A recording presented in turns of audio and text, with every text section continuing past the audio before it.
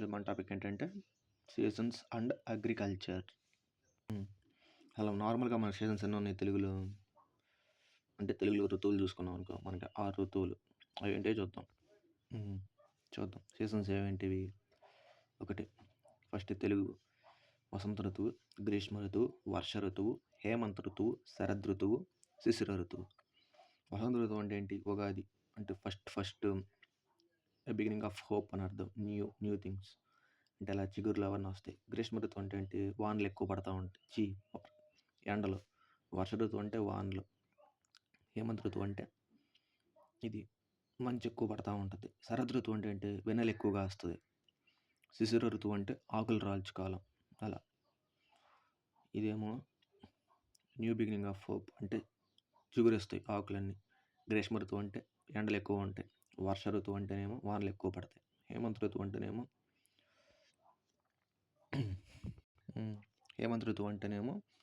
చలి ఎక్కువ ఉంటుంది, అంటే శీతాకాలం. శరద్ ఋతువు అంటే వేనెల ఎక్కువగా వస్తుంది.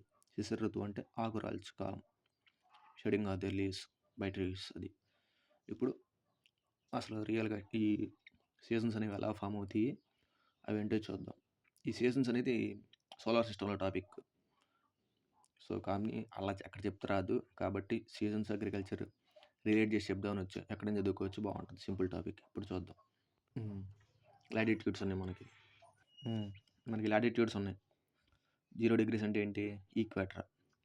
0 degrees పైన 23.5 నార్త్ అంటే Tropic of Cancer. 23.5 north, 23.5 south అంటే ట్రాపిక్ ఆఫ్ క్యాప్రికాన్. కర్కట రేఖ, మకర రేఖ, భూమధ్య రేఖ. ఇలా ఉన్నప్పుడు ఇది మన ఎర్త్ అనుకో, సూర్యుడు చుట్టూ తిరగాలి కదా. ఇది సూర్యుడు అనుకున్నాం, సూర్యుడు అనుకో. సో ఫస్ట్ నేను ఎక్కడి నుంచి స్టార్ట్ చేస్తాను. డిసెంబర్ 24న ఇక్కడ డిసెంబర్ 24న సూర్యుడు వస్తాడు ఇక్కడికి, ట్రాపిక్ ఆఫ్ క్యాన్సర్కి. డిసెంబర్ 24 అంటే ఇక్కడ సూర్యుడు ఇక్కడికి వస్తాడు కాబట్టి ఇక్కడ ఎండాకాలం ఉండిద్దా చలికాలం ఉండిద్దాం? సూర్యుడు ఉంటాడు కాబట్టి ఎండాకాలం. డిసెంబర్ 24. డిసెంబర్ 25 ఏంటి? క్రిస్టమస్. ట్రాపిక్ ఆఫ్ ఇది భూమి కదా, భూమి కింద భాగంలో ఏ ఖండం ఉంటుంది? ఆస్ట్రేలియా. కాబట్టి ఆస్ట్రేలియాలో సమ్మర్లో క్రిస్టమస్ జరుపుకుంటారు. అది రీజన్ ఇక్కడ. Direct question. సమ్మర్లో క్రిస్టమస్ జరుపుకునే కంట్రీ ఏంటి అని. Australia country. సో ప్రతి 3 నెలలకి ఒక్కొక్క రేఖ దాటుతూ ఉంటాడు. డిసెంబర్ నుంచి 3 నెలలు వేసుకోపోయి జనవరి, ఫిబ్రవరి, మార్చ్. ఇక్కడికి మార్చికి వస్తాడు. మార్చ్ 21 ఇక్కడ. మార్చ్ 21 ఇక్కడికి వస్తాడు. అప్పుడు కరెక్ట్గా ఈక్వేటర్ మీద పడతాయి. అప్పుడు ఎక్కడేంటి? ఇక్కడ చలికాలం అయ్యిద్ది, ఇక్కడ చలికాలం అయ్యిద్ది. ఓకే. నవ్వు ఇక్కడ నుంచి మళ్ళీ 3 నెలల పైకి మార్చ్, ఏప్రిల్, మే, జూన్. ఇక్కడికి జూన్ వస్తాడు ఇక్కడికి. అప్పుడు ఈ రెండు ఇక్కడ కొంచెం పార్షియల్గా ఉంటుంది. దాన్ని ఏమంటాం? పార్షియల్గా ఉంటుంది అక్కడ వేడి. ఇక్కడ అనుకోదు మొత్తం ఇంకా ఐస్లా అయిపోద్ది, అంటే చలికాలం ఇక్కడ. మళ్ళీ జూన్ నుంచి మళ్ళీ 3 నెలల కిందకి జూలై, ఆగస్ట్, సెప్టెంబర్. ఇక్కడికి మళ్ళీ సెప్టెంబర్లో వస్తాడు. మళ్ళీ అక్టోబర్, నవంబర్, డిసెంబర్. ఇది సైకిల్ ఇలా తిరుగుతూ ఉంటుంది. మనం మార్చి నుంచి స్టార్ట్ చేస్తాం అనుకో. ఫస్ట్ అనుకో మార్చిలో ఇక్కడ స్టార్ట్ చేశారు, సూర్యుడు ఎక్కడి నుంచి వస్తాడు. ఇక్కడ ఫస్ట్ డైరెక్ట్గా దీని మీద పడిపోయినాయి కాబట్టి ఇక్కడ సమానంగా ఉంటాయి డే అండ్ నైట్స్. దాన్ని ఏమంటాం అంటే ఈక్వినాక్స్ అంటాం. అంటే ఒక డే నైట్ ఈక్వల్ అవ్వడాన్ని మనం ఈక్వినాక్స్ అంటాం. ఏ తారీఖుల్లో ఉంటాయి? మార్చ్ 21 ఒకటి, సెప్టెంబర్ 23 ఒకటి. మార్చ్ 21 ఒకటి, సెప్టెంబర్ 23 ఒకటి ఈక్వినాక్స్ డేస్. ఎందుకు? సూర్యుడు కరెక్ట్గా భూమధ్య రేఖ మీద పడుతున్నాడు, ఈక్వేటర్ మీద పడుతున్నాడు కాబట్టి అటు సేమ్ ఉంటుంది, ఇటు సేమ్ ఉంటుంది. కాబట్టి ఇక్కడ అందుకే ఈక్వేటర్ దగ్గర జనాలందరూ నల్లగా ఉంటారు. ఎందుకు? ఎక్కువ సూర్యుడు వాళ్ళ మీద పడుతున్నాడుగా. ఇక్కడ ఉండేది ఎవరు? ఆఫ్రికా కాంటినెంట్ ఉంటుంది ఇక్కడ బాగా. Africa continent, Andaman Nicobar islands దగ్గరగా ఉంటాయి కాబట్టి ఇక్కడ ప్రజలందరూ నల్లగా ఉంటారు. ఎందుకు? సూర్యుడు వాళ్ళకి ఎక్కువ ఎక్స్పోజ్ అవుతున్నాడు కాబట్టి. ఈ రెండు ప్లేసుల ప్రజలు చాలా తెల్లగా ఉంటారు. నార్త్లో ఎవరు ఉంటారు ఎక్కువ అంటే ఈ ప్లేస్లో ఉండేది ఏంటిది? యూకే, బ్రిటన్, ఇంకా ఇట్లా ఏమంటాం, పాకిస్తాన్ ఏం దగ్గర ఉంటాయి కాబట్టి ఇక్కడ ఏరియా ప్రజలు తెల్లగా ఉంటారు. ఇక్కడ ఎవరు? ఆస్ట్రేలియా, అంటార్కిటిక్లో ఎవరు ఉంటారు కదా, సౌత్ అమెరికా, వీళ్ళందరూ ఉంటారు కదా, వాళ్ళందరూ తెల్లగా ఉంటారు. ఈ ఏరియా వాళ్ళు మోడరేట్గా నల్లగా ఉంటారు. మనం ఈ ఏరియాలో ఉంటాం, ఇక్కడ ఉంటాం మనం. నార్దర్న్ హెమిస్ఫియర్‌లో మనం ఉంటాం. సదర్న్ హెమిస్ఫియర్ ఆస్ట్రేలియా ఎక్కడ ఉంటది కదా! కాబట్టి ఈ ఏరియాలో అందరూ నల్లగా, చామంచాయిగా ఉంటారు. అది. అది. జూన్ 1 దగ్గర స్టార్ట్ అవుతాడు కాబట్టి, ఇక్కడ సూర్యుడు ఇక్కడ ఉంటాడు కాబట్టి, సూర్యుడు దగ్గరకుంటే దాన్నేమంటాం? పెరేగి అని చెప్పాను చూసావా? దగ్గరగుంటాడు కాబట్టి పెరేగి అంటాం. అంటే ట్రాపిక్ ఆఫ్ క్యాన్సర్ దగ్గరగుంటాడు కదా! కాబట్టి ఇక్కడ షార్టెస్ట్ డే ఉంటది.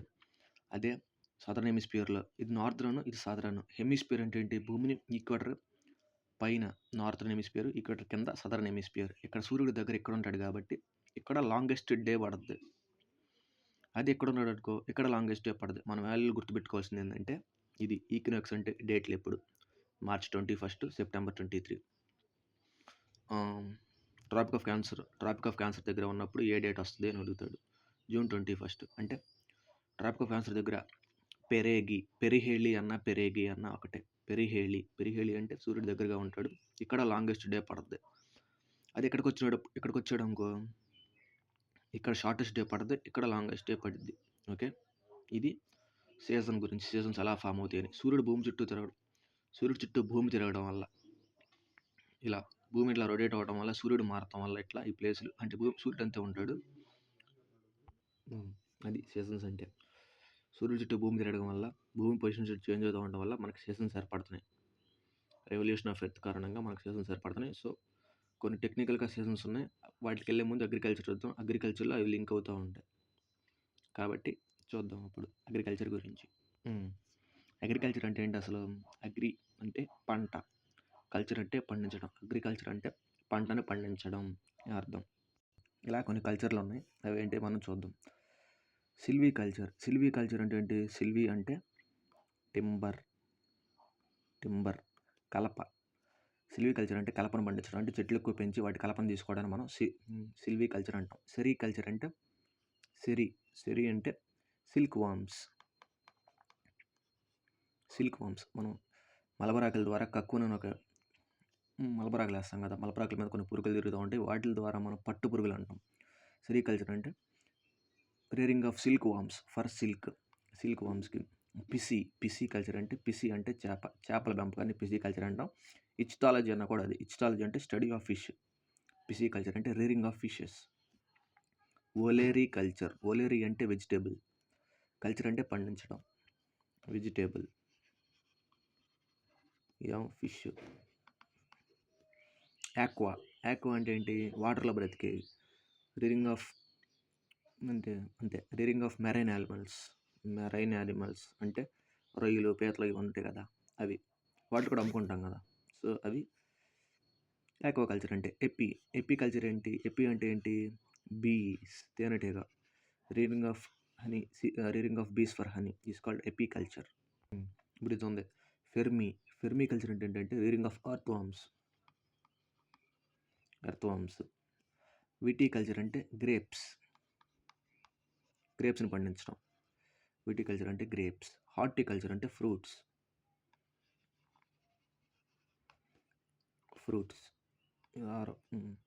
ఇంకోటి ఫ్లోరికల్చర్ అంటే ఏంటి? ఫ్లోరీ అంటే ఫ్లవర్స్ని పెంచడం, ఫ్లోరికల్చర్. ఇప్పుడు చూద్దాం అగ్రికల్చర్ మనకి ఎన్ని ఉపయోగాలు ఏమున్నాయంటే, 54% of India total depend upon agriculture. మనం తిండి పెట్టడానికి అగ్రికల్చరే కదా, కాబట్టి ప్రొవైడ్ ఫుడ్. అగ్రికల్చర్ మీద చేసిన ఫస్ట్ 5 years ప్లాన్ ఏంటిది? 1951 to 56. అది ఫస్ట్ 5 years ప్లాన్ చేసింది అగ్రికల్చర్ మీదే కదా. అది ఆ ఇయర్ అది గుర్తుపెట్టుకోవాల్సింది. కానీ ఇక్కడ ఇంకోటి ఉంది. ఫస్ట్ ఆర్గానిక్ స్టేట్ అంటే ఓన్లీ మందులు ఏం కొట్టకుండా న్యాచురల్ కుదురుగాడుల పరంగా పండిస్తుంది. ఆర్గానిక్ స్టేట్ ఏంటి? Sikkim. First organic state in India అంటే సిక్కిం. ఇప్పుడు అగ్రికల్చర్లో డిఫరెంట్ టైప్స్ ఉన్నాయి. అవి ఏంటో చూద్దాం. టైప్స్ ఆఫ్ అగ్రికల్చర్లో ఫస్ట్ది సబ్సిస్టెన్స్ ఫార్మింగ్ అంటే ఏం లేదు. వాడు ఏం చేస్తాడంటే వాడి కోసం వాళ్ళు మాత్రమే పెంచుకుంటాడు. వాడికి వాళ్ళ పిల్లలకి మాత్రమే పెంచుకుంటాడు. Grow enough food to survive only. మనం అంత బతకడానికి కావాల్సిన ఫుడ్ మాత్రమే పెంచుకుంటాడు. ఎక్కువ పెంచుకోడు. There is no surplus to sell in the మార్కెట్లో అమ్మడానికి పెంచుకోడు. వాడి పిల్లలు తినడానికి మాత్రమే పెంచుకుంటారు. దాన్నే సబ్సిస్టెన్స్ ఫార్మింగ్ అంటాం. ఇప్పుడు నెక్స్ట్ ఇది. ఇప్పుడు మిక్స్డ్ ఫార్మింగ్. మిక్స్డ్ ఫార్మింగ్ అంటే ఏంటంటే క్యాటిల్ ప్లస్ ఫార్మింగ్. అంటే ఒక పక్క క్యాటిల్ని పెంచుతూ ఉంటారు, ఒక పక్క ఫార్మింగ్ కూడా చేస్తూ ఉంటారు. దాన్నే మనం మిక్స్డ్ ఫార్మింగ్ అంటాం. అంటే ఒక షెపర్డ్ ఉన్నాడు, షెపర్డ్ మొత్తం వాడి షీప్స్ మొత్తం కాచుకుంటూ ఉంటారు. ఆయనే దాంతో పాటుగా ఫార్మింగ్ చేస్తూ ఉంటారు. కాబట్టి దీన్ని మిక్స్డ్ క్రాపింగ్ అంటాం. రెండు ఉన్నాయి కదా, రెండు మిక్స్ అయిపోయి రెండింటిని బ్యాలెన్స్ చేస్తూ ఉంటాడు కాబట్టి దీన్ని మిక్స్డ్ ఫార్మింగ్ అంటాం. ఇప్పుడు చూద్దాం. జమ్మింగ్ అంటారు. ఇది ఇంపార్టెంట్, ఎందుకంటే దీన్ని షిఫ్టింగ్ కల్టివేషన్ అని కూడా అంటారు, లేదా స్లాష్ అండ్ బర్న్ అగ్రికల్చర్ కూడా అంటారు. అసలు ఇదేంటంటే ఒక అడవి ఉంది. ఒక అడవిలో కొంత ఏరియా పార్ట్ని ఇలా క్లియర్ చేస్తారు. ఇలా క్లియర్ చేసేస్తాడు, కొట్టేస్తాడు. ఈ ఏరియాలో వాడు పంటలు పండిస్తాడు. మొత్తం ఒక 2-3 సంవత్సరాలు పంటలు పండించిన తర్వాత ఫెర్టిలిటీ, సారం తగ్గిపోయిన తర్వాత ఇటుపక్క కొడతాడు. ఈ ఏరియా మొత్తం కాల్చేస్తాడు. ఇంకా ఇటుపక్క కొడతాడు. దీన్ని పండిస్తాడు 3-4 ఏళ్ళు. పండించిన తర్వాత దీని సారం తగ్గిపోయింది కదా, అప్పుడు ఈ ఏరియాకి వస్తాడు. అలా ఇది మొత్తం అయిపోయిన తర్వాత ఇంకో ఏరియాకి వచ్చి సేమ్ ప్రాసెస్ రిపీట్ చేస్తాడు. ఏం లేదు, ఫస్ట్ ఒక ఏరియా చూస్తాడు, ఒక ఫారెస్ట్ చూస్తాడు. ఫారెస్ట్ ఏరియాలో చెట్లను కొట్టేసి అక్కడ ఫార్మింగ్ స్టార్ట్ చేస్తాడు. ఫార్మింగ్ స్టార్ట్ చేసిన తర్వాత ఫెర్టిలిటీ మొత్తం అయిపోయిన తర్వాత దాని ఫెర్టిలిటీ అయిపోయింది. అంటే కొన్ని సంవత్సరాలు మాత్రం ఫెర్టిలిటీ అయిపోయింది. దాని తర్వాత ఇంకో ఏరియాకి వస్తాడు. ఇక్కడ సేమ్ ప్రాసెస్ చేసిన తర్వాత ఏం చేస్తాడు, ఇక్కడ పండించిన తర్వాత మళ్ళీ ఇంకో ఏరియాకి ఇట్లా మూవ్ అవుతాడు. అట్లా మూవ్ అవుతున్నప్పుడు వెనకున్న ఏరియాని కాల్ చేస్తాడు. కాబట్టి దాన్ని స్లాష్ అండ్ బర్న్ అగ్రికల్చర్ అన్నాం. షిఫ్టింగ్ కల్టివేషన్ అంటే ఒక ఏరియా నుంచి ఇంకో ఏరియాకి మారుతున్నాడు కాబట్టి దాన్ని షిఫ్టింగ్ కల్టివేషన్ అన్నాం. దీన్నే జిమ్మింగ్ అని కూడా అంటాం. ఇప్పుడు ఇంకోటి చూద్దాం. ఇప్పుడు ఇంకోటి ఏంటంటే ఆర్గానిక్ ఫార్మింగ్. ఆర్గానిక్ ఫార్మింగ్ అంటే ఏంటి, మనం ఎటువంటి ఆర్టిఫిషియల్ ఫెర్టిలైజర్స్ యూజ్ చేయకుండా ఓన్లీ మనం నేచర్ ఇచ్చేవి, న్యాచురల్గా దొరికే ఫెర్టిలైజర్స్ మాత్రమే మనం యూజ్ చేస్తాం. ఏంటి అవి, ప్లాంట్ ప్రొడక్ట్స్ అంటే వేప నూనె, వేప చిగురు, ఇవన్నీ యూజ్ చేస్తాం. ఇంకోటి యానిమల్ ప్రొడక్ట్స్ అంటే ఏంటి, డంగ్, షీప్ వేస్ట్ యూజ్ చేసి మనం ఫెర్టిలైజర్ యూజ్ చేసి మనం ఇట్లా పండిస్తూ ఉంటాం. ఎందుకు, భూమి యొక్క సారం పోదు, భూమి యొక్క దాన్ని ఏమంటాం pH వాల్యూ అంటే కెమిస్ట్రీలో వస్తుంది, నేను చెప్తాను మళ్ళీ సైన్స్ కూడా. సో ఆ pH వాల్యూ అనేది దెబ్బతినదు ఆర్గానిక్ ఫార్మింగ్ వల్ల, మనకు ఎలాంటి రోగాలు రావు. అది ఇప్పుడు మనం వాడుతున్నాం కదా ఇనార్గానిక్ ఫార్మింగ్ అంటే ఏంటి, మనం చేస్తున్నాం కదా మందులు కొట్టి పరిపాలించడం, మందులు కొట్టి పెంచడం వల్ల దాని మీద కెమికల్స్ మన బాడీలోకి వెళ్ళి మన లైఫ్ స్పాన్ తగ్గిపోతుంది. అదే ఆర్గానిక్ ఫార్మింగ్ మనం చేసాం అనుకో అంత తగ్గదు, న్యాచురల్ కొండ ఎక్కువసేపు బతకడానికి ట్రై చేస్తాం. అది ఆర్గానిక్ ఫార్మింగ్ అంటే ప్లాంట్ ప్రొడక్ట్స్, యానిమల్ ప్రొడక్ట్స్ మీద ఎక్కువ బేస్ అయ్యి ఆర్గానిక్ ఫార్మింగ్ చేయడం. అంటే ఎటువంటి ఎక్స్టర్నల్గా ఆర్టిఫిషియల్గా ఫెర్టిలైజర్స్ వాడకుండా. ఫస్ట్ స్టేట్ ఏమని చెప్పాను, first state in India use organic farming అంటే సిక్కిం ఆర్గానిక్ ఫార్మింగ్లో ఫస్ట్ స్టేట్, దాన్ని ఇంప్లిమెంట్ చేసిన ఫస్ట్ స్టేట్. ఇప్పుడు నెక్స్ట్ చూద్దాం. జీరో బడ్జెట్ న్యాచురల్ ఫార్మింగ్ అంటే ఏంటంటే, మనం సపోజ్ ఒక క్రాప్ వాల్యూ పెంచాలన్నా, క్రాప్ ఈల్డింగ్ పెంచాలి అన్నా మనకేం కావాలి, ఫెర్టిలైజర్స్ ఇప్పుడు వాడుతున్నాం. Fertilisers, pesticides, insecticides. పెస్ట్ అంటే కలుపు, సైడ్ అంటే చంపడం, CIDE. పెస్టిసైడ్స్ కలుపుని చంపే మందుని పెస్టిసైడ్ అంటాం. ఫెర్టిలైజర్, ఫెర్టిలిటీ, సారం, ఐజర్ ఇంక్రీజ్ చేయడం, ఫెర్టిలైజర్ సారాన్ని ఇంక్రీజ్ చేసి ఆర్టిఫిషియల్ది. ఇన్సెక్ట్ పురుగు, సైడ్ చంపేది, ఇన్సెక్టిసైడ్ పురుగుని చంపే మందుని మనం పురుగు మందు అంటే ఇన్సెక్టిసైడ్ అంటాం. సో ఇవేమి లేకుండా ఒక పంటను ఎక్కువ రావాలంటే మనకి ఏం చేస్తాం, ఇవన్నీ వాడతాం. కానీ ఇవేమి లేకుండా లో బడ్జెట్లో ఓన్లీ సాయిల్ మీద డిపెండ్ అయిపోయి సాయిల్ని బాగా మెరుగుపరుస్తూ ఉంచి మనం చేసే ఉండదాన్ని మనం జీరో బడ్జెట్ న్యాచురల్ ఫార్మింగ్ అంటాం. కాబట్టి దీన్ని ఫస్ట్ ఇంప్లిమెంట్ చేసిన స్టేట్ ఏంటి, కర్ణాటక. ఇది జీరో బడ్జెట్ న్యాచురల్ ఫార్మింగ్ అంటే. ఇప్పుడు నెక్స్ట్ చూద్దాం. ఇప్పుడు ఎక్స్టెన్సివ్ ఫార్మింగ్ అంటే ఏంటో మనం చూద్దాం. ఎక్స్టెన్సివ్ ఫార్మింగ్ అంటే ఏంటి, ఒక స్మాల్ పాపులేటెడ్ ఏరియాలో మెషిన్స్తో చేసే పని, మెషిన్స్తో తక్కువ వర్కర్స్ పెట్టుకుని ఎక్కువ మెషిన్స్తో చేసే పని మనం ఎక్స్టెన్సివ్ ఫార్మింగ్ అంటాం. దీనివల్ల పాపులేషన్ తక్కువగా ఉండటం వల్ల అక్కడ ఏంటి, మనం చేసే ఈల్డింగ్ అంటే ఉత్పత్తి ఎక్కువ ఉంటుంది.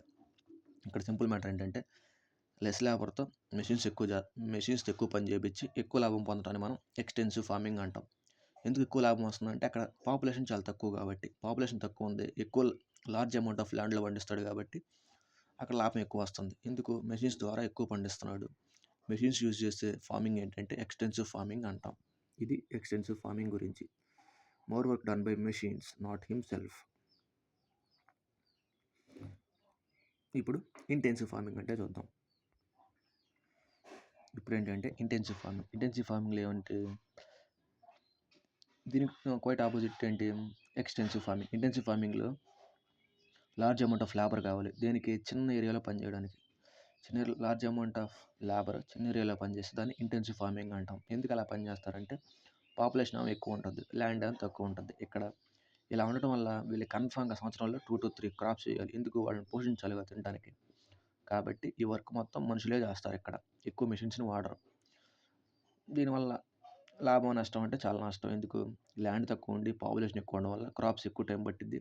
అంటే క్రాప్స్ ఎక్కువ వేయాలి, ఎక్కువ మనీ లాస్ అవుతారు. అంత ఈల్డింగ్ కూడా ఉండదు. ఈల్డింగ్ అంటే ఏంటి, ఉత్పత్తి, ప్రొడక్షన్ ఉండదు. దాన్ని మనం ఇంటెన్సివ్ ఫార్మింగ్ అంటాం. ఇంటెన్సివ్ ఫార్మింగ్లో లాభం ఎక్కువ వచ్చిద్దా, ఎక్స్టెన్సివ్లో వచ్చిద్దా అంటే ఎక్స్టెన్సివ్లో మెషిన్స్ వాడతారు, మాన్యువల్ లేబర్ వర్క్ తక్కువ కదా. సో ఇది ఇంటెన్సివ్ ఫార్మింగ్ అంటే. ఇంకా ప్లాంటేషన్ అంటే ఏంటో చూద్దాం. దాని తర్వాత క్రాపింగ్ సీజన్ ఉంటాయి, అవి చూద్దాం. ఇప్పుడు చూద్దాం ప్లాంటేషన్ అంటే ఏంటో మనం చూద్దాం.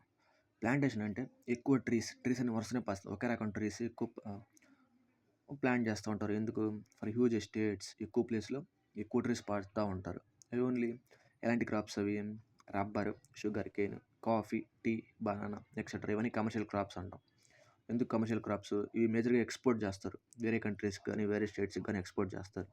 ఇవన్నీ ఒకే ఏరియాలో అంటే అన్ని సేమ్ క్రాప్స్, సేమ్ ట్రీస్లా ఉంటాయి కాబట్టి వీటిని ప్లాంటేషన్ క్రాప్స్ అంటాం, కమర్షియల్గా యూజ్ చేస్తాం. అది అగ్రికల్చర్ గురించి. ఇప్పుడు క్రాపింగ్ చూద్దాం. ఇప్పుడు మనం క్రాపింగ్ చూసాం కదా, క్రాపింగ్ సీజన్స్ చూద్దాం. ఇప్పుడు క్రాపింగ్ సీజన్స్ అంటే ఏంటి, ఎన్ని ఉంటాయి అని. అవి మనం ఫస్ట్లో చూసింది ఏంటి, సీజన్స్ అంటే ఋతువులు అలాంటివి. ఇవి పంటలు వేసుకోవడానికి ఏ టైంలో పండిద్ది, ఏ టైంలో బాగా పండిద్ది అనేవి ఇవి ఋతువులు. అంటే అలా సీజన్స్ అంటాం వాటిని. చూద్దాం. 3 సీజన్లు ఉంటాయి, ఖరీఫ్, రబీ, జైద్. ఖరీఫ్, రబీ, జైద్ సీజన్స్. ఇప్పుడు ఒక్కొక్కటి డిస్కస్ చేద్దాం, సింపుల్. ఖరీఫ్ క్రాప్. ఈ ఖరీఫ్ క్రాప్ అంటే ఏంటంటే చూద్దాం. ఖరీఫ్ క్రాప్ ఎప్పుడు వేస్తారు, వేయడం అంటే ఏంటి, సో చేయడం ఎప్పుడు సో చేస్తారంటే జూన్ టు జూలై మధ్యలో విత్తనాలు వేస్తారు. అదే సీజన్లో బాగా పుంజుకుంటుంది అంటే రైనీ సీజన్ వానలు పడటం వల్ల. జూన్ జూలై అంటే మనకు వానలు పడతాయి కదా, ఆ సీజన్లో అవి బాగా గ్రో అవుతూ ఉంటాయి. హార్వెస్టింగ్ అంటే కోత కొయ్యడం. హార్వెస్టింగ్ ఎప్పుడు కోతకు వస్తారంటే అక్టోబర్ టు సెప్టెంబర్ ఈ మధ్యలోకి వస్తారు. అంటే రైనీ సీజన్లో అది గ్రో అవుతూ ఉంది. అక్టోబర్ సీజన్ కనుక పంట చేతికి వస్తే ఆ క్రాప్ని మనం ఖరీఫ్ క్రాప్ అంటున్నాం. ఎగ్జాంపుల్ క్రాప్స్, రైస్ అంటే ఏంటి, వరి. మెయిజ్ అంటే మొక్కజొన్న. మిల్లెట్స్ అంటే ఇవి కందులు, జొన్నలు అవి అనుకుంటాం మిల్లెట్స్ అంటే. గ్రౌండ్ నట్, వేరుశనగ. కోకోనట్, కాటన్, పత్తి. జూట్ అంటే ఏంటి, జనపనార అని ఒకటి ఉంటుంది. ఇవి ఖరీఫ్ క్రాప్స్ అంటే ఏం లేదు, జూన్ జూలైలో విత్తనాలు వేస్తారు. అవి మెయిన్గా రైనీ సీజన్ ఆధారంగా చేసుకుని పంటలు పెరుగుతూ ఉంటాయి. దాన్ని అక్టోబర్లో సెప్టెంబర్లో హార్వెస్ట్ చేసేస్తారు. అదే మన ఖరీఫ్ క్రాప్ అయింది. ఇప్పుడు రెండో క్రాప్ చూద్దాం.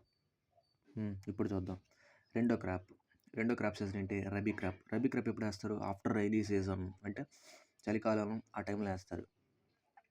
ఎప్పుడు విత్తుతారు అంటే సెప్టెంబర్ అక్టోబర్ అప్పుడు విత్తుతారు. సోయింగ్. ఎప్పుడు కోస్తారు, హార్వెస్ట్ ఫిబ్రవరి టు ఏప్రిల్ ఈ మధ్యలోకి వస్తారు. దీన్ని మనం రబీ సీజన్ అంటాం. Example wheat, barley, oil seeds. Wheat అంటే గోధుమ, బార్లీ అంటే బార్లీ విత్తనాలు అంటారు కదా. ఆయిల్ సీడ్స్ అంటే ఇవనుకుంటా సన్ఫ్లవర్ ఇలా అలాంటివి అనుకుంటా, నాకు కరెక్ట్ తెలియదు. ఆయిల్ సీడ్స్ కాబట్టి గుర్తుపెట్టుకో. వీట్ చాలా ఇంపార్టెంట్, బార్లీ ఇంపార్టెంట్. వీటికి వచ్చి ఒక వ్యాధి ఉంటుంది, రస్టింగ్ ఆఫ్ వీట్ అని ఒక వ్యాధి ఉంటుంది. దానికి రస్టింగ్ ఆఫ్ వీట్ అని ఉంటుంది. దాన్ని మనం దానికి అది దేనికి వచ్చింది అంటే వీటికి వస్తుంది. కాబట్టి ఇది రబీ క్రాప్ అంటే. ఇంకా మూడోది ఏంటి మిగిలింది, జయాద్ క్రాప్ గురించి చూద్దాం. ఇప్పుడు చూద్దాం. ఈ జయాద్ క్రాప్ అంటే ఏం లేదు, సమ్మర్ సీజన్లో మొదలేస్తారు. అంటే ఆ ఖరీఫ్కి రబీకి, రబీ అయిపోయిన తర్వాత రబీకి ఖరీఫ్కి చిన్న గ్యాప్ వస్తుంది. రబీ ఎప్పుడు అయిపోయింది, మార్చిలో ఏప్రిల్ అయిపోయింది అని చెప్పాను. ఖరీఫ్ ఎప్పుడు స్టార్ట్ అయ్యింది, మళ్ళీ జూన్లో స్టార్ట్ అయిపోయింది.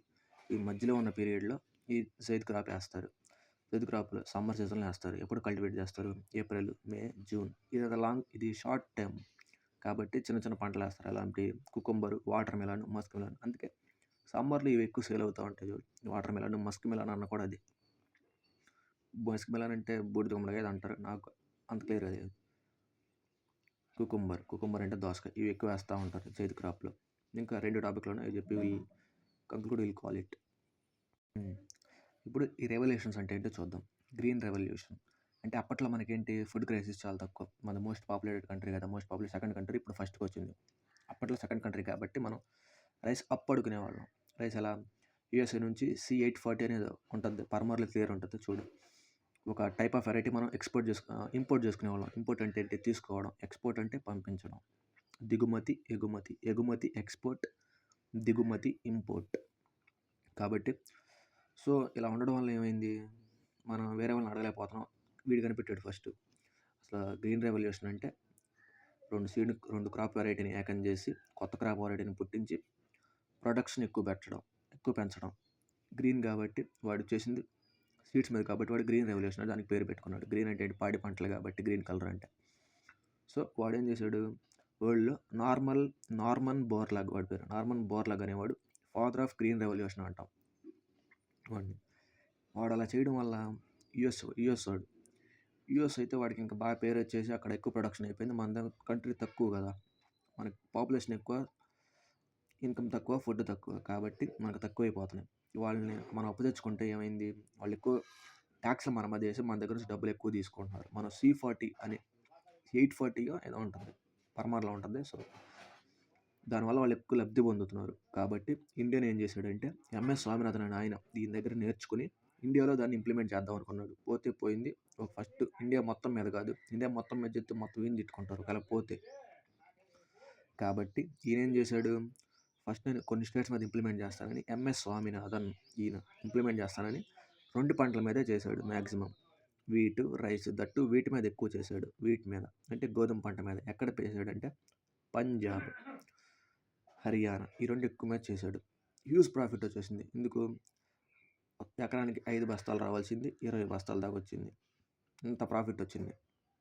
ఇంక దీన్ని ఇండియా మొత్తం ఇంప్లిమెంట్ చేశాడు. ఇది బాగా సక్సెస్ అయింది. ప్రతి సక్సెస్ఫుల్ స్టోరీకి ఒక పెయిన్ఫుల్ అన్‌టోల్డ్ స్టోరీ ఉంటుంది కదా, దీనికి అంతే ఉంది. ఇప్పుడు ఇలా ఉంది. ప్రతి సక్సెస్ఫుల్ స్టోరీకి ఒక పెయిన్ఫుల్ అన్‌టోల్డ్ స్టోరీ ఉన్నట్టు దీనికి ఒక అన్‌టోల్డ్ స్టోరీ ఉంది, పెయిన్ఫుల్. ఇలా పెంచుకోవడం వల్ల, ఇలా ప్రతి ఒక్కడికి లాభం రావడం వల్ల ఏమైపోయింది? Regional disparities. అరే నాకు చాలా ల్యాండ్ ఉంది, నాకు ఎంత వస్తున్నాయి, వాడికి ఎంత వస్తున్నాయి అని చాలా మంది జనాలు కొట్టుకున్నారు. ఓన్ ల్యాండ్ ఉన్నోడిదే రాజ్యం అయిపోయింది. ఎందుకు? ఓన్ ల్యాండ్ అంటే ఈ సీడ్ వేసుకున్నాడు అనుకో, ఎక్కువ ప్రొడక్ట్ వాడికే వచ్చింది, ప్రాఫిట్ ప్రొడక్షన్ కూడా ఎక్కువ వాడికే వచ్చింది.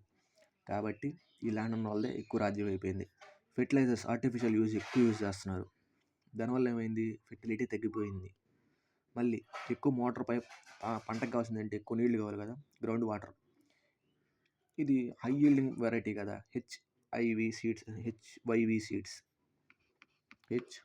సీడ్స్ కాబట్టి హై ఈల్డింగ్ వెరైటీ సీడ్స్ అంటారు ఈ గ్రీన్ రెవల్యూషన్ సీడ్స్ని.